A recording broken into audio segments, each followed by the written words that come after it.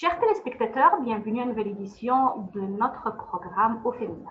Aujourd'hui, et grâce à la nouvelle technologie, nous serons en contact avec Madame Monique Hyssen, qui se trouve actuellement en France, mais qui a vécu en Égypte pour longtemps, pour des années, et qui porte en souvenir avec elle en France plein de souvenirs de l'Égypte et de sa vie ici.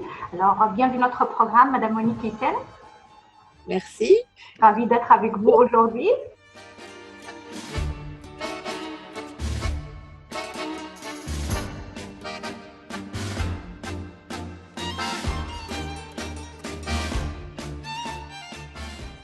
Madame Monique Hyssen, bienvenue dans notre programme Au féminin. Ravie d'être avec vous aujourd'hui grâce à cette nouvelle technologie. Merci. Ravie aussi. Madame Monique, si on parle de votre expérience ici en Égypte, déjà vous aviez vécu ici en Égypte pour combien de temps? 10 ans. 10 ans. Alors là, vous avez fait une idée tout à fait, j'ose dire, complète de l'Égypte, de la vie à l'égyptienne au cours de ces 10 ans. Et j'estime également que peut-être l'idée que vous aviez en tête en arrivant en Égypte n'était pas peut-être la même idée que vous avez développée au fur et à mesure de votre séjour. Parlez-moi de ce séjour. Comment vous avez vu l'Égypte depuis votre arrivée et comment l'Égypte et votre vision de l'Égypte s'est développée? Eh bien, quand je suis arrivée, j'étais étudiante et j'étais venue avec une bourse pour apprendre l'arabe, pour continuer ma thèse de doctorat en sociologie musulmane. J'avais aucune idée de ce qu'était l'Égypte, à part les pyramides, enfin les trucs traditionnels. Et je suis arrivée complètement neuve avec l'esprit vierge. Et ça a été magique.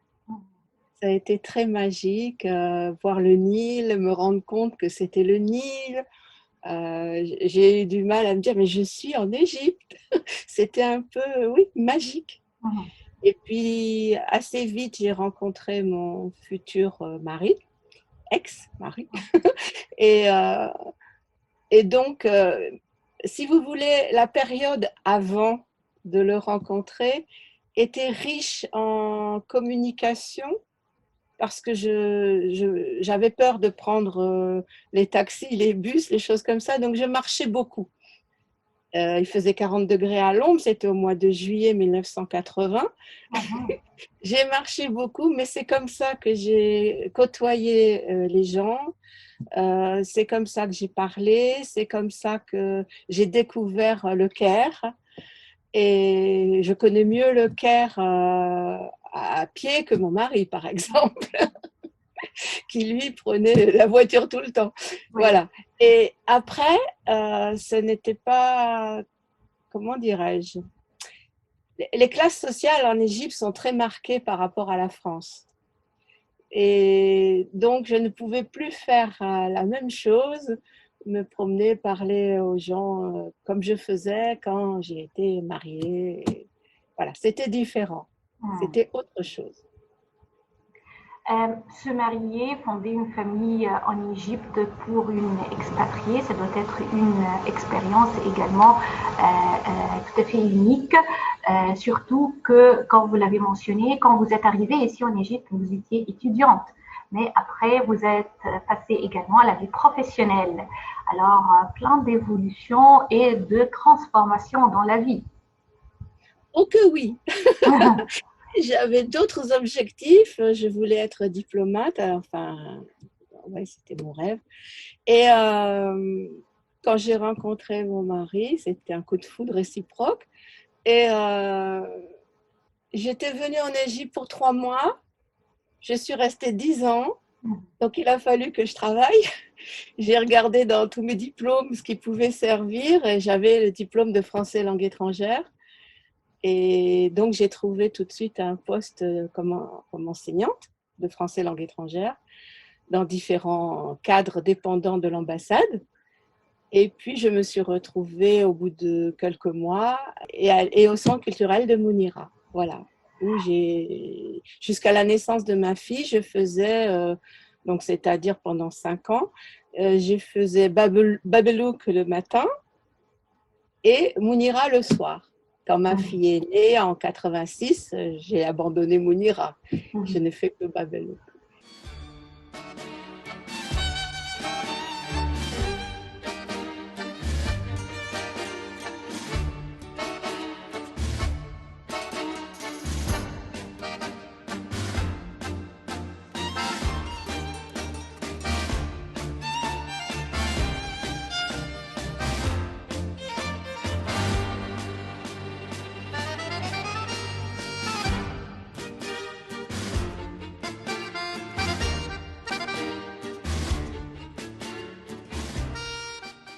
Introduire le français comme langue étrangère, comme on l'appelle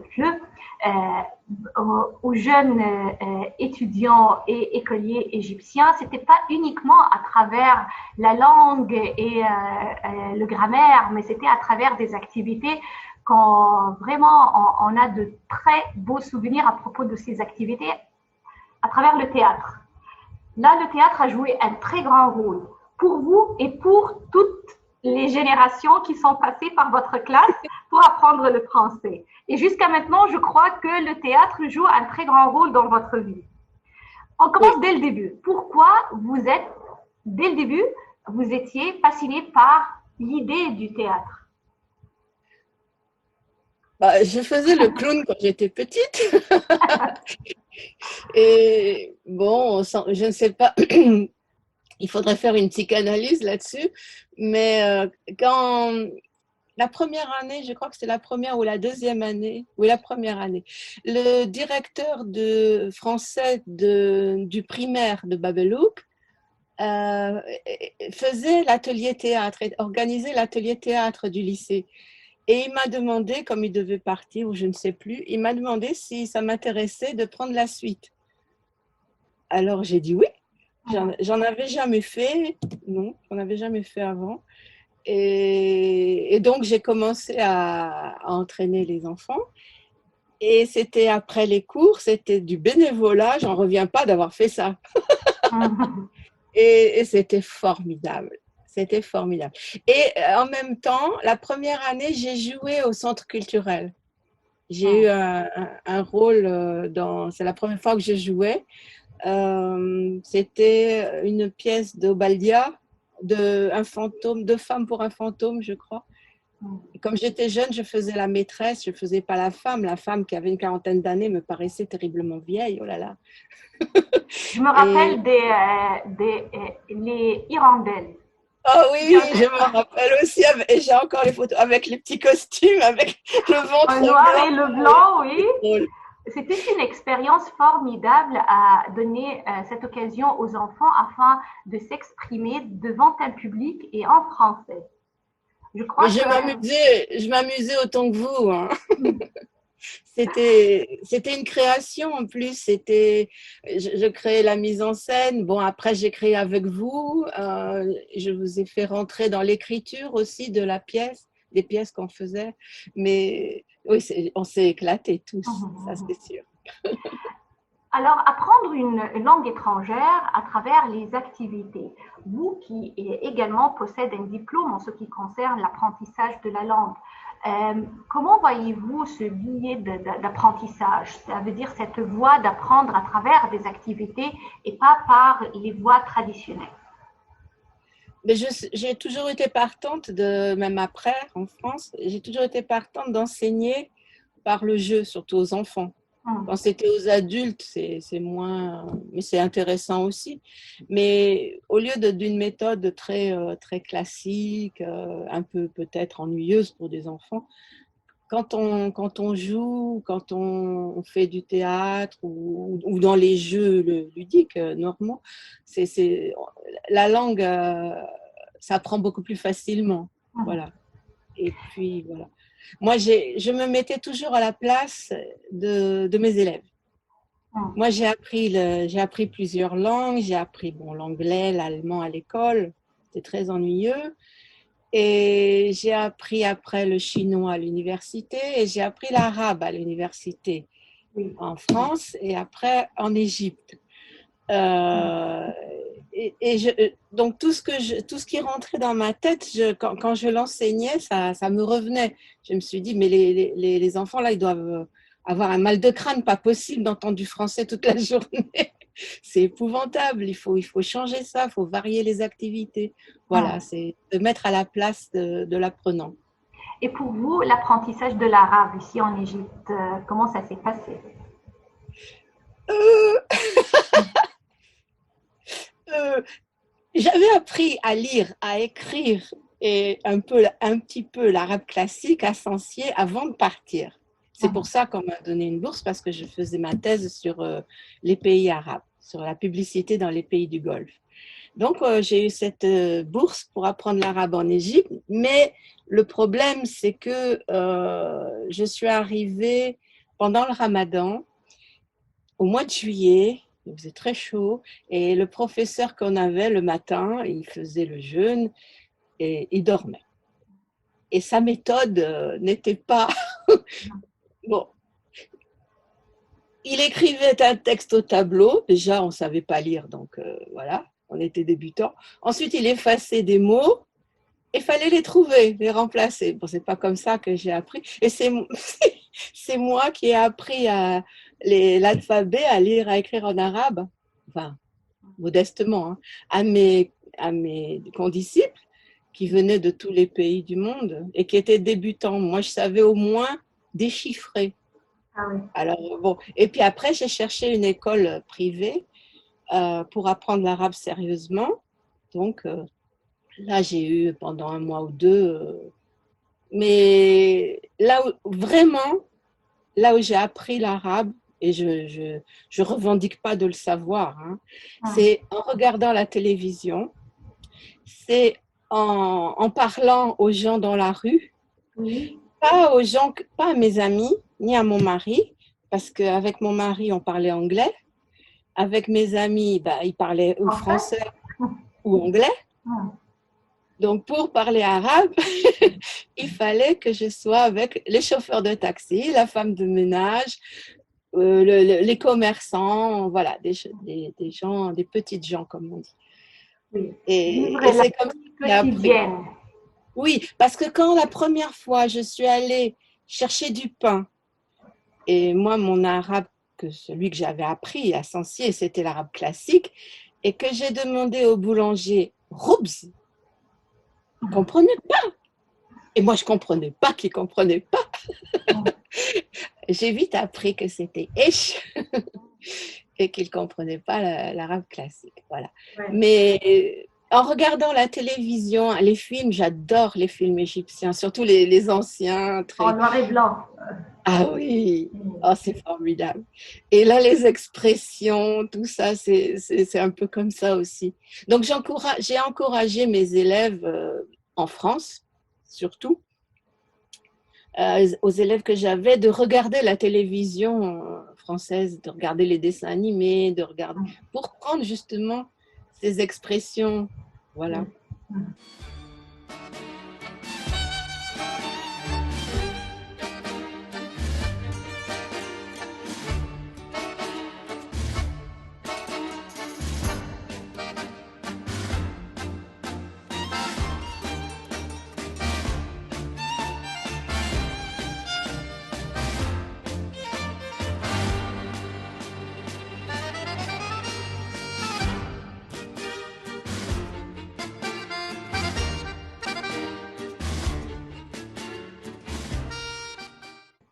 Et quand vous avez quitté l'Égypte, vous êtes retourné en France, vous avez continué avec la carrière d'enseignante, de professeur de langue? Oui, c'était… Pour des Français cette fois-ci, ça veut dire que vous êtes… Oui. Au début, c'était… Quand j'ai fait le certificat, c'était comment dirais-je, un hobby, disons. C'était pas pour… je pensais pas être enseignante, quoi. Quand je l'ai utilisé en Égypte, la première fois, c'était par nécessité, puis après, c'était une passion. Ça avait vraiment enseigné ma langue, ma civilisation, ma culture, était une passion.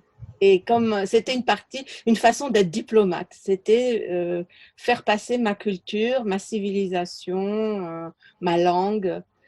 les façons dont on réfléchit et tout ça. Bon, j'étais contente de faire ça. Et en France, ça a été pareil, puisque quand je suis rentrée, j'ai enseigné d'abord aux adultes dans des entreprises, donc des cadres d'entreprises étrangers qui voulaient apprendre le français. Et puis, au bout de 2 ans, 3 ans, les contrats, c'était difficile de faire la chasse aux contrats. Donc, j'ai passé le concours de l'éducation nationale et je suis rentrée donc enseignante normale, enfin normale, je ne sais pas si je l'étais, mais une enseignante classique. Et la première année, j'ai eu une classe classique, un CM1. Et j'ai vite demandé ce dispositif qui s'appelait à l'époque CLEAN, qui était l'enseignement du français langue étrangère dans le milieu primaire de l'éducation nationale. Et je l'ai eu la deuxième année et je n'en suis plus jamais partie. Donc, j'ai pratiquement enseigné le français toute ma vie. Oui, alors là, vous êtes orienté vers l'apprentissage de la langue française comme langue étrangère pour les enfants qui s'intègrent dans la scolarité Voilà. en France, c'est ça? Alors, c'est à Voilà. peu Donc, près ce que vous avez fait en Égypte. c'est ça, à peu près. À part qu'en Égypte, pour vous, c'était une langue tout à fait étrangère, puisque vous étiez dans votre milieu normal de langue arabe. Tandis que les enfants qui sont en France, que j'avais, parce que je suis près de la retraite, là, dans 2 mois, et les enfants que j'avais, eux, ils sont dans un milieu qu'ils ne comprennent pas. C'est ce milieu étranger et l'école, c'est encore plus étranger. Donc, il faut tout leur apprendre, quoi. La langue de l'école, la langue de tous les jours. Voilà. Et également, vos liens avec le théâtre ne se sont jamais effacés de votre vie. Vous avez continué cette passion. De retour en France, vous avez même pas uniquement orchestré des pièces de théâtre, non, vous avez cette fois-ci joué, présenté des pièces de théâtre. Oui, oui, oui.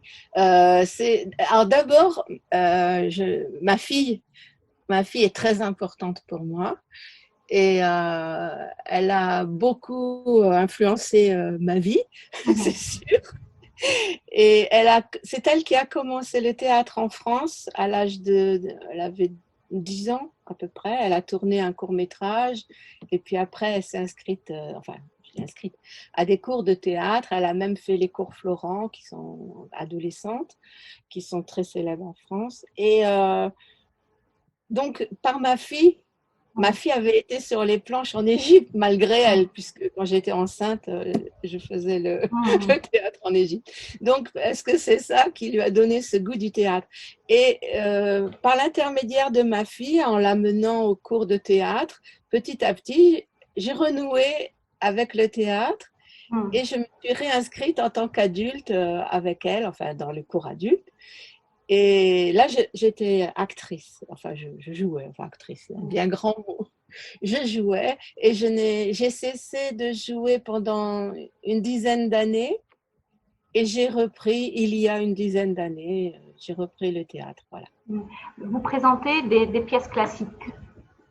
Même avec le confinement, on a réussi à faire une pièce en Zoom, enfin ça a été, on y arrive, oui, oui, oui. Là, et pourquoi le théâtre est classique? Pourquoi pas une expérience plus moderne? Ah non, non, c'est pas du théâtre classique, hein, c'est du théâtre, c'est du théâtre contemporain. Oui, oui, ça veut dire que ce ne sont pas uniquement des pièces qui remontent à la littérature plutôt Non, non. de 18e. Parce que moi, j'ai vu des photos avec des costumes, avec un décor. C'était en Égypte, c'était au centre culturel. Ah, d'accord. J'ai joué au Baldia. Mais, ah oui, non, les photos en costume, ça, c'est encore autre chose. Alors, c'est pas tout à fait du théâtre. Je suis dans 6 associations, 2 sportives et 4 culturelles, dont une de théâtre, 2, je suis conteuse aussi. Ah oui. Je me produis sur scène avec mes amis. On compte. devant un public ou pas. Mm. Et je suis dans 2 associations alors c'est pas vraiment du théâtre, c'est des, comment dirais-je, des représentations costumées d'époque. Alors une qui s'appelle Son d'histoire, on fait toutes les époques, surtout 19e. Alors c'est là où on a les belles robes. Alors il y a un peu de théâtre aussi dedans, oui. Et une autre association qui s'appelle Medieva, qui est orientée sur le Moyen Âge. Donc là, c'est costume du Moyen Âge et on fait des petites scénettes avec des chants, des danses du Moyen Âge. Voilà, et ma troupe de théâtre. Voilà. Alors là, Madame Monique Hyssen, vous êtes également liée non seulement à l'apprentissage, à l'enseignement, mais en général à la culture de toutes sortes, que ce soit théâtre, conte, également musique des fois. Alors, musique, ça c'est ma fille Oui. qui a un groupe de rock, entre autres choses. Elle fait beaucoup de choses elle aussi. Et non, moi la musique, pas du tout. Non, moi c'est la peinture, mais la musique, pas du tout. Je ne suis pas du tout musicienne. Et la peinture, vos tableaux, est-ce que vous les partagez avec d'autres personnes pour prendre peut-être leur opinion ou vous les gardez à vous? Il faut que je m'y remette. Et comme je vous dis, je suis à la retraite dans 2 mois. Donc, je vais avoir du temps libre et je vais peut-être m'y remettre parce qu'au départ, au tout départ, j'ai fait des études d'art plastique. J'étais peintre et ça a été mon départ. Après, j'ai changé mon fusil d'épaule et ça fait longtemps que je ne peins plus malheureusement. Mais je n'ai pas fait d'exposition, non.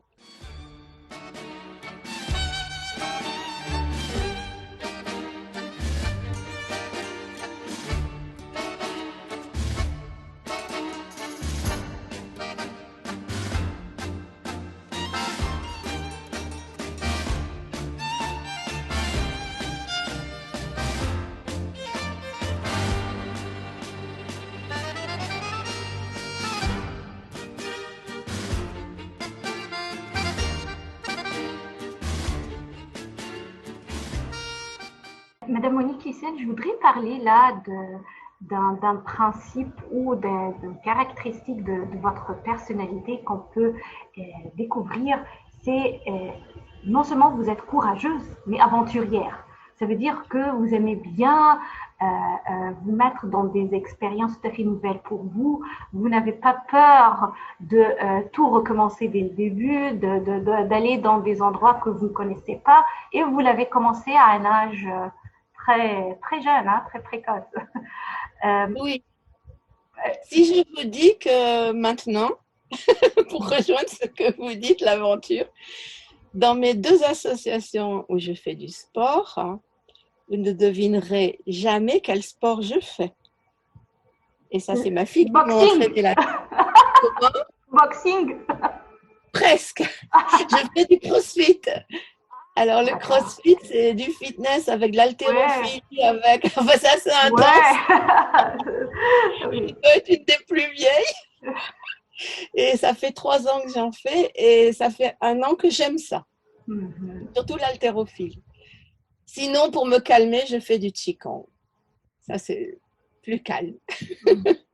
Parce que moi, j'avais cette idée de faire le crossfit, mais j'ai hésité. J'ai dit, ah, je vais découvrir que je ne suis pas vraiment tout à fait à la hauteur de le faire et que ça va vraiment être un défi pas tout à fait agréable.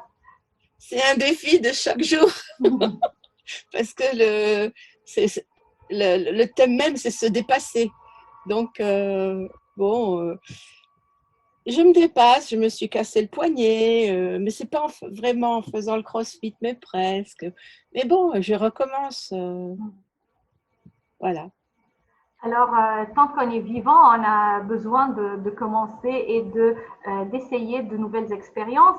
Et depuis votre retour en France, est-ce que vous avez revisité l'Égypte? Alors oui, oui, oui, oui. La famille donc de ma fille, ma famille égyptienne de ma fille était donc en Égypte. Donc tant que les grands-parents étaient vivants, on allait à peu près peut-être tous les 2 ans en Égypte. Quand elle a plus eu ses grands-parents, puis qu'elle est devenue adulte, elle est capable d'y aller toute seule, et ce qu'elle a fait. Et moi, ça fait 10 ans à peu près que je ne suis pas allée en Égypte. Il y a eu les événements d'Égypte, après il y a eu les événements d'ici, les confinements, les choses comme ça. Mais je ne souhaite qu'une chose, c'est y retourner. Ah oui. Madame Monique Lyssen, vraiment, c'est un plaisir de pouvoir parler avec vous et de partager ces souvenirs et ces moments les plus précieux. Merci. Chers téléspectateurs, c'est ainsi qu'en termine notre édition pour aujourd'hui. Nous étions en contact grâce à cette nouvelle technologie avec Madame Monique Lyssen qui se trouve actuellement en France, mais qui a connu la vie en Égypte pour 10 ans et qui porte toujours de très bons souvenirs en tête à propos de l'Égypte. Et on l'attend pour retourner encore une fois et partager d'autres moments précieux avec nous. Merci à vous.